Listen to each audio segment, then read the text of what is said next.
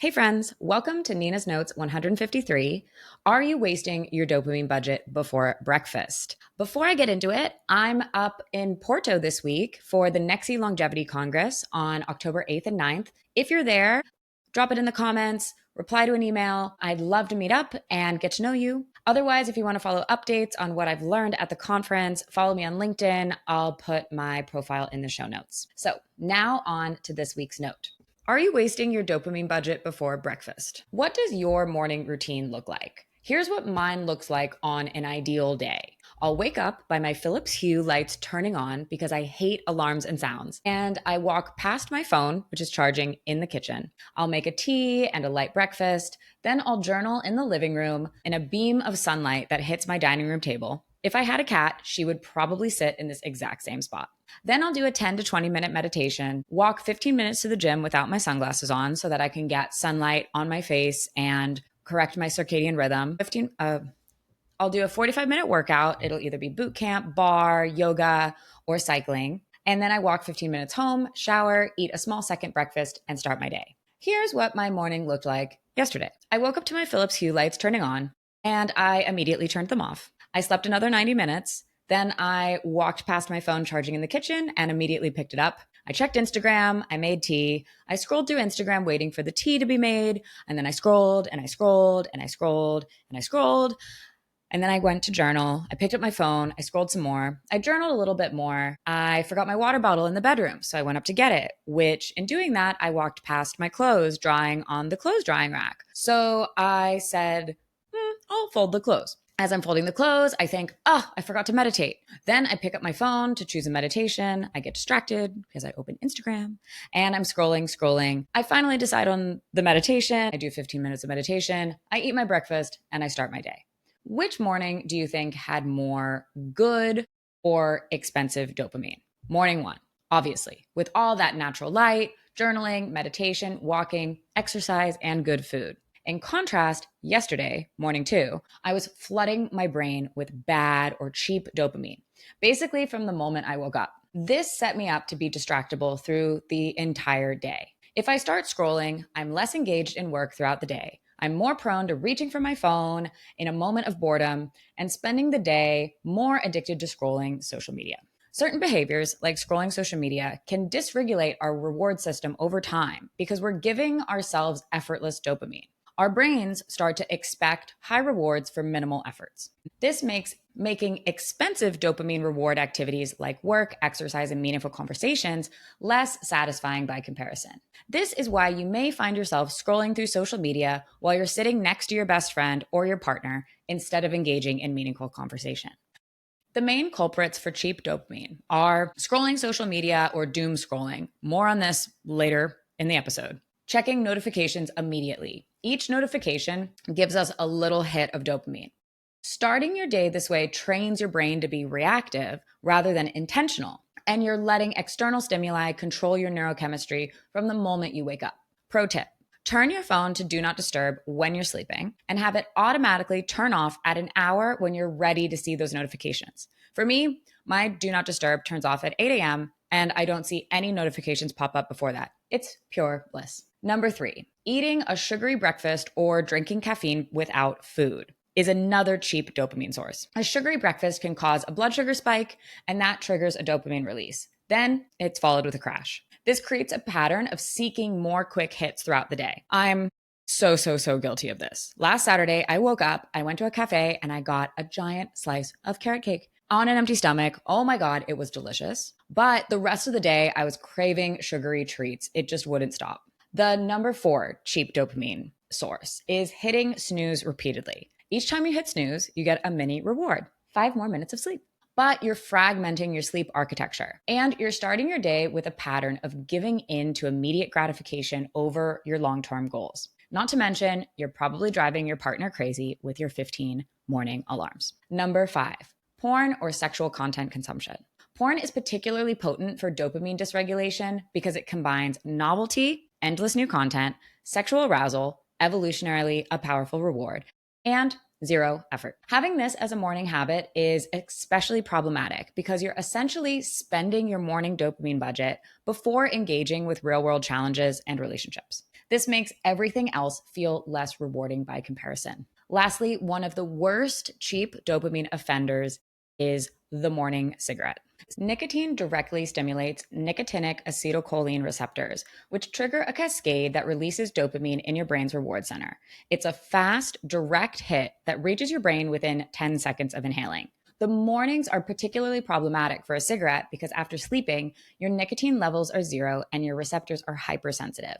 That first morning cigarette gives you one of the biggest dopamine spikes of the day. Your brain learns to associate waking up with needing that chemical rescue, which is why morning cigarettes feel so necessary and satisfying to smokers. That morning cigarette is basically hijacking your entire reward system before you've even had a chance to engage with your day naturally. If you do have some of these morning routines that trigger cheap dopamine, there may be a few reasons why. But for now, back to cheap dopamine habit number 1, scrolling social media and doom scrolling. If one of the first things you do when you wake up isn't scrolling social media, but it's scrolling through the news, scanning headline after headline of big bad things that happened in today's world filled with wars, mass shootings, genocide, disasters, and increasingly polarized views, our news feeds are filled with distressing information.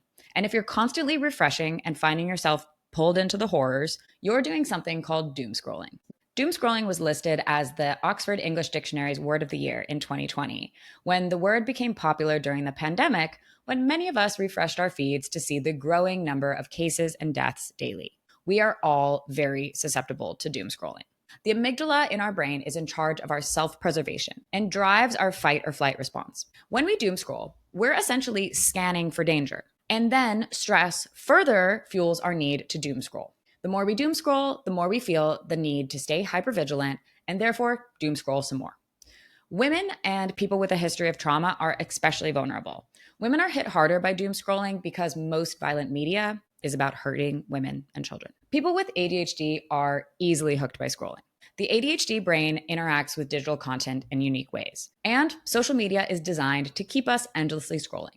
However, people with ADHD may be more susceptible to this. There was a paper published in 2008 which linked ADHD to lower than average levels of dopamine.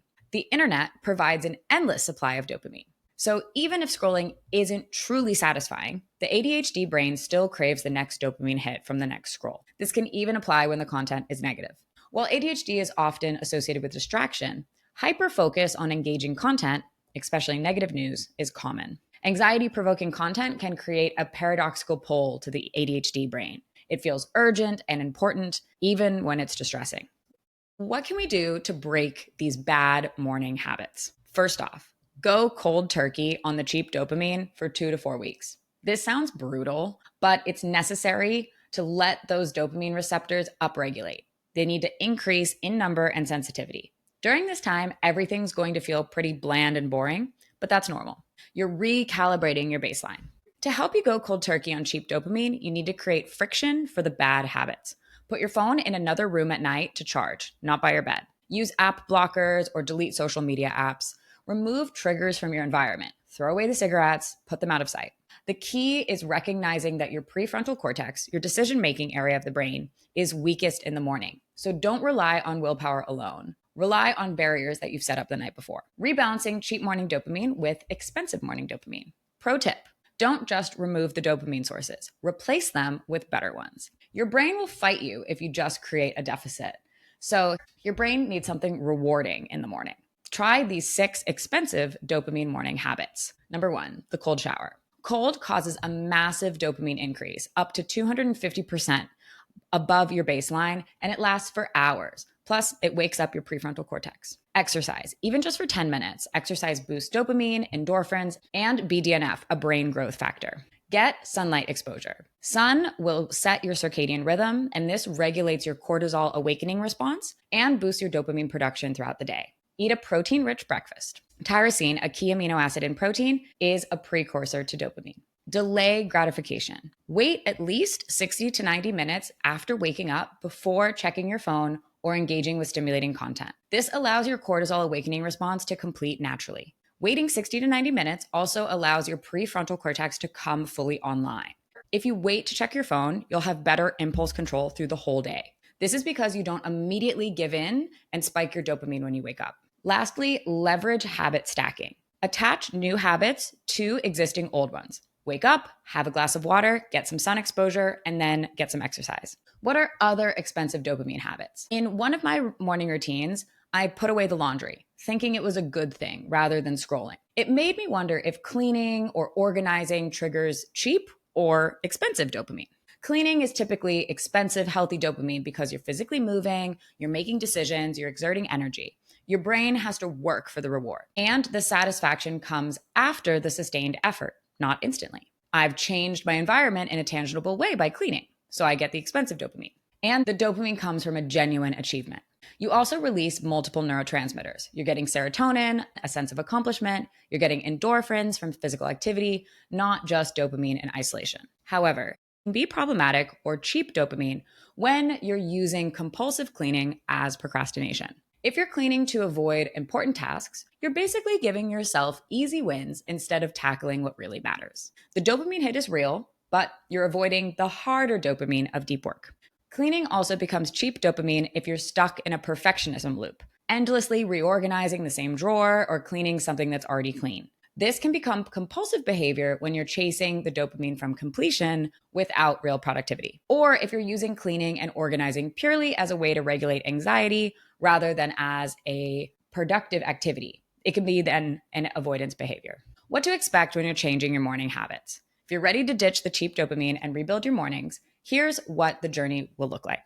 Days 1 through 7, the hardest period. High cravings, low motivation, everything feels harder than it should.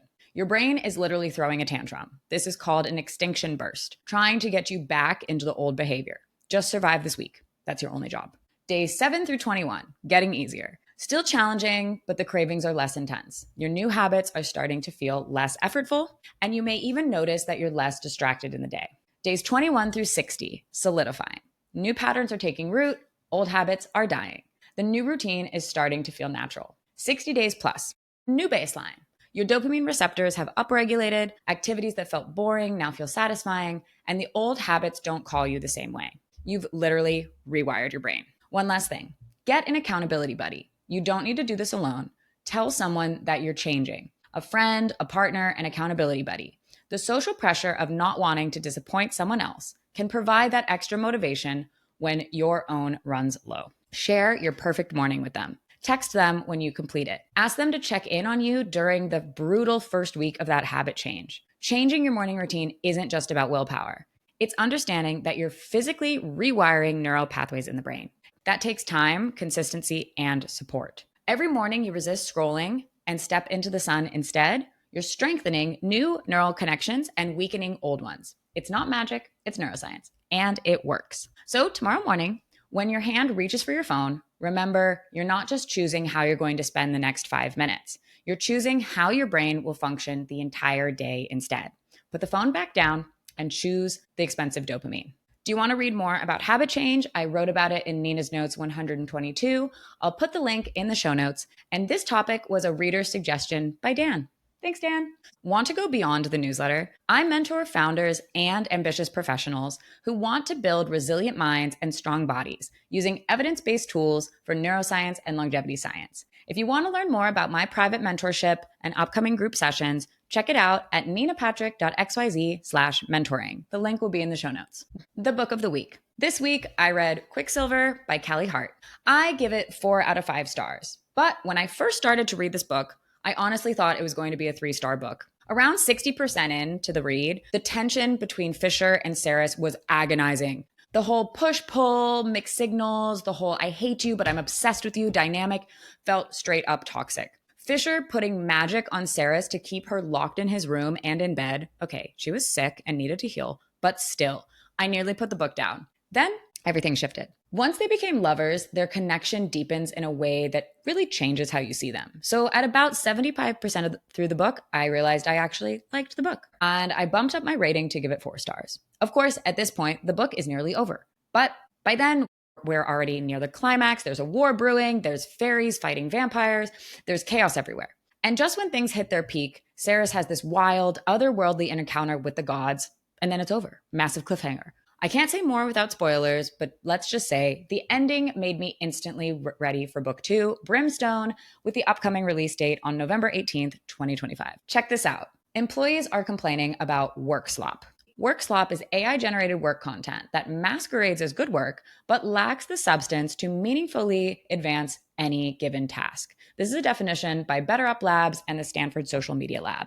Work slop looks good, but lacks substance. It creates the illusion of progress. Slick slides, lengthy reports, overly tightened summaries, all that lack actual substance. This leaves employees to do the real thinking and cleanup. And it's expensive. Correcting work slop is costly to large companies, costing them $9 million in lost productivity annually. While AI development is moving fast and companies are rushing to rapidly adopt AI, they're also finding that it is not directly leading to significant revenue growth. In fact, 95% of generative AI pilots are failing at companies. Researchers at Model Evaluation and Threat Research, Peter, found that AI slows experienced open source software developers down by 19% due to time spent prompting AI and reviewing work. Moving too quickly or relying on generative AI too much creates extra work and frustration, especially when you're trying to figure out what the heck your coworker's meandering slideshow is about. And that's it for Nina's Notes. If you like this episode, click the share button, send it to a friend. Don't forget to subscribe to my channel, and don't forget to subscribe to my newsletter at ninasnotes.xyz. I'll see you next week.